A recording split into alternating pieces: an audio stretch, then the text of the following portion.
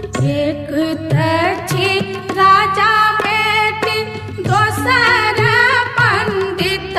पुतहु, दोसर पंडित पुतहु, हमरा